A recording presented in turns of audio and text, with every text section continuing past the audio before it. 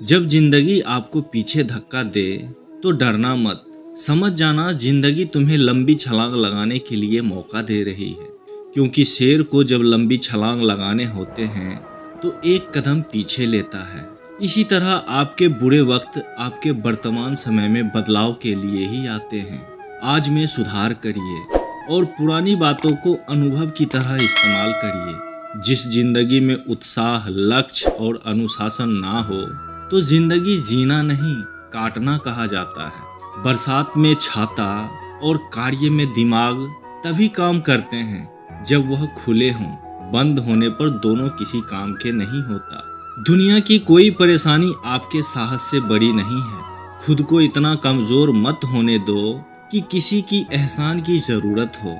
लूट लेते हैं अपने ही, वरना गैरों को क्या पता कि इस दिल की दीवार कहाँ से कमजोर है। बस सबको वही याद रहता है जो लोग और वक्त सिखाते हैं। जीवन में गिरना भी जरूरी है, अपनी काबिलियत का पता चलता है।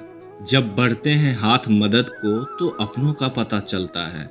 जब भी आप कठिन समय से गुजर रहे होते हैं, जब सब कुछ आपका विरोध कर रहा होता है, जब आपको लगता है कि अब एक क्षण भी सहन नहीं कर सकते, तब आप हार मत मानना, क्योंकि यही वह समय है, वह स्थान है जब आपका अच्छा समय शुरू होगा। आज तुम्हारे जीवन में कितनी समस्याएं हैं इससे कोई फर्क नहीं पड़ता। फर्क पड़ता है तो बस इस बात से कि तुम इसका सामना कैसे करते हो। श्री कृष्ण कहते हैं, चुनौतियों से तुम क्यों डरते हो, उसका सामना करना सीखो, क्योंकि चुनौतियां ही तुम्हें महान उपलब्धि के लिए तैयार करेगी। संघर्ष जितना बड़ा होगा, जीत उतनी ही शानदार होगी। जिस प्रकार पतझड़ में पेड़ों पर नए पत्ते आते हैं, उसी प्रकार जीवन में संघर्ष और कठिनाइयों के बाद ही अच्छे दिनों का शुभारंभ होता है। बस तुम्हें खुद पर धैर्य रखना होगा। मानते हैं कि संघर्ष के दिन सबसे कठिन और पीड़ादायक होते हैं। बस तुम खुद पर भरोसा रख, यह दिन भी गुजर जाएंगे और यही दिन तुझे और भी मजबूत बनाएंगे।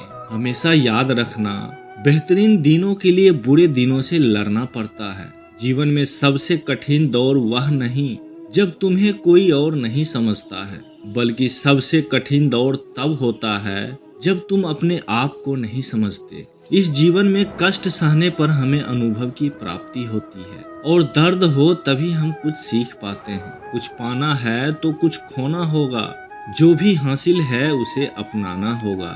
जीतने का असली मजा तो तभी आता है जब पूरी दुनिया तुम्हारे हारने का बेसब्री से इंतजार कर रहा हो। अपने बुरे वक्त से लड़कर जो नसीब बदल ले, इंसान वही जो अपनी तकदीर बदल दे। भविष्य में क्या होगा नहीं होगा कभी ना सोचे, क्या पता कल वक्त खुद अपनी तस्वीर ही बदल दे।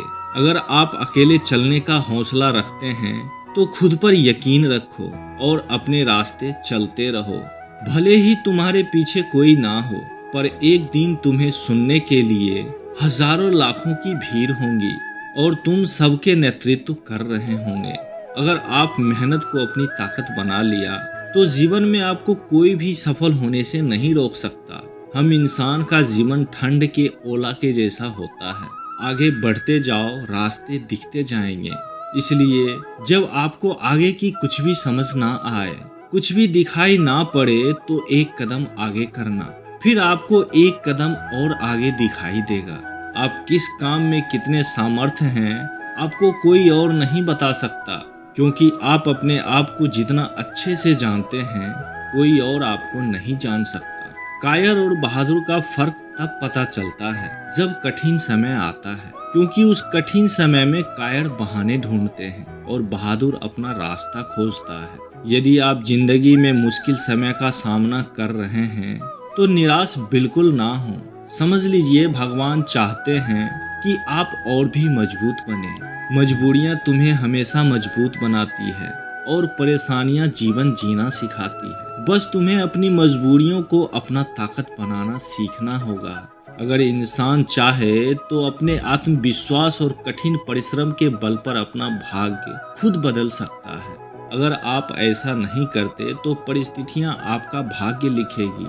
आपका मूल्य इससे तय नहीं होता कि आप क्या हैं, बल्कि इससे तय होता है कि आप खुद को क्या बनाने की क्षमता रखते हैं। जीवन में परिस्थिति कितनी भी विपरीत क्यों ना हो, हिम्मत नहीं हारनी चाहिए, क्योंकि रात कितनी भी काली क्यों ना हो, सवेरा हमेशा सूर्योदय के उजाले के साथ ही होती है। जिस प्रकार एक गहरी नींद तभी आती है जब कोई जी तोड़ मेहनत करता है, ठीक वैसे ही मनुष्य के लिए कठिनाइयों का होना बहुत जरूरी है, क्योंकि कठिनाइयों के बिना सफलता का आनंद नहीं लिया जा सकता। अगर हमें अपने सफलता के रास्ते पर निराशा हाथ लगती है तो इसका मतलब यह नहीं कि हम कोशिश करना छोड़ दें, क्योंकि हर निराशा और असफलता के पीछे ही सफलता छुपी होती है। आज मुश्किल है तो कल कठिन होगा, लेकिन कल के बाद का दिन बहुत ही सुनहरा होगा।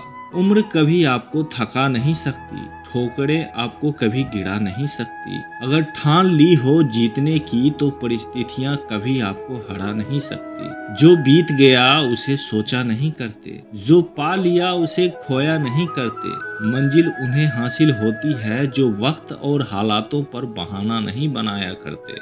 जिंदगी में लगातार मिल रही असफलताओं से निराश नहीं होना चाहिए, क्योंकि कभी कभी गुच्छे की आखिरी चाबी भी ताला खोल देती है। कामयाबी के दरवाजे उन्हीं के लिए खुलते हैं जो उन्हें खटखटाने की ताकत रखते हैं। कभी कभी हमारे लिए इतने बड़े लक्ष्य तय करके रखती है कि हमारी पूरी जिंदगी, हमारा हर फैसला, हर कदम हमें केवल उसी उद्देश्य के लिए तैयार कर रहा होता है। असफल होने पर आपको निराशा का सामना करना पड़ सकता है, परंतु प्रयास करना छोड़ देने पर आपकी असफलता सुनिश्चित ही होती है। जब कोई आपको अपना समय देता है तो वह अपनी जिंदगी का ऐसा पल आपको देता है जो कभी लौटकर वापस नहीं आता। इसलिए किसी के समर्पण का हमेशा सम्मान करें। जिस रिश्तों की कदर नहीं उसके साथ रिश्ते रखकर खुद को दुखी देने से अच्छा है उस रिश्ते को खत्म कर देना चाहिए, क्योंकि वहाँ हमारी आत्मसम्मान ज्यादा मायने रखता है। अगर कोई आपके उम्मीद से जीता है तो आप भी उसके यकीन पर खरा उतरिए, क्योंकि उम्मीद इंसान उसी से करता है जो उसके करीब होता है। किसी भी चीज को सीखना शुरुआत में भले ही कठिन होता है, परंतु असंभव तो बिल्कुल नहीं होता।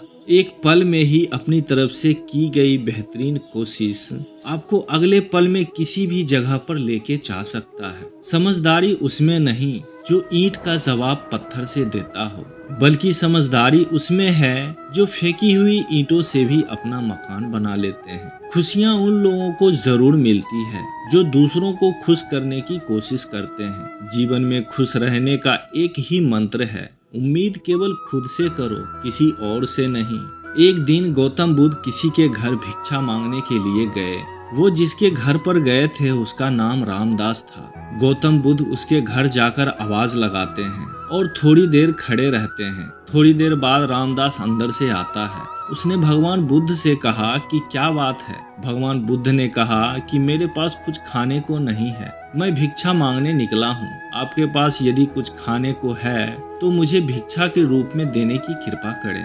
रामदास ने गौतम बुद्ध से कहा कि आप थोड़ा इंतजार कीजिए, मैं अंदर घर में जाकर देख आता हूँ कि कुछ खाने के लिए है या नहीं। रामदास अंदर गया और उसने देखा कि उसके घर में आज खीर बनी हुई है। रामदास वहीं से चिल्लाता है, महाराज आप रुकिए, मैं आपके लिए खीर लेकर आता हूँ। भगवान बुद्ध सोचते हैं मैंने इतने देर तक इंतजार किया तो थोड़ी देर और रुक जाता हूँ। रामदास अंदर से एक बड़े बर्तन में खीर लेकर आता है। रामदास ने बुद्ध से कहा कि आप मुझे अपना पात्र दीजिए, मैं उसमें आपको खीर देता हूँ, पर आपको उससे पहले मेरे एक प्रश्न का जवाब देना होगा। गौतम बुद्ध ने कहा, अच्छा ठीक है, तुम मुझे पहले अपना प्रश्न पूछ लो।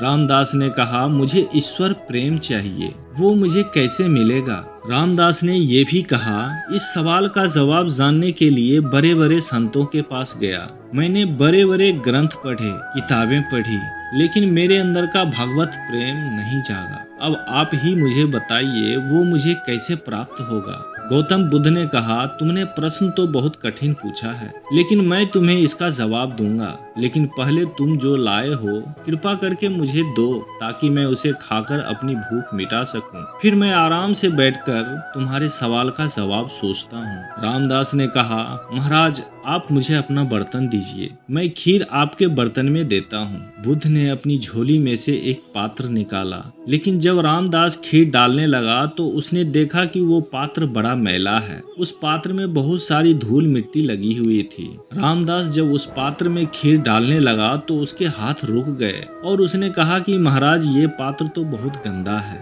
मैं इसमें खीर तो डाल दूंगा, लेकिन मेरा डालना बेकार हो जाएगा क्योंकि आपका ये पात्र गंदा है। आप खीर तो ले लेंगे परंतु उसे खा नहीं पाएंगे। इसमें इतनी मिट्टी इतनी धूल है कि मेरा इसमें डालना बेकार हो जाएगा। महाराज आप ऐसा कीजिए कि पहले इस पात्र को स्वच्छ कर लीजिए, धोकर ले आइए, फिर मैं आपके पात्र में खीर देता हूँ। रामदास की बात सुनकर गौतम बुद्ध ने कहा कि रामदास बस यही तुम्हारे प्रश्न का जवाब है। तुमने मुझसे पूछा ना कि मुझे ईश्वर प्रेम कैसे मिलेगा। सुनो, अभी तुम्हारे मन का जो पात्र है वह बड़ा मैला है, बिल्कुल इस पात्र की तरह है। तुम पहले सत्संग करके पूजा पाठ करके अपने कर्तव्यों को अच्छे से निभाकर अपने मन रूपी पात्र को साफ कर लो, तो अपने आप ईश्वर का प्रेम तुम्हें मिल जाएगा।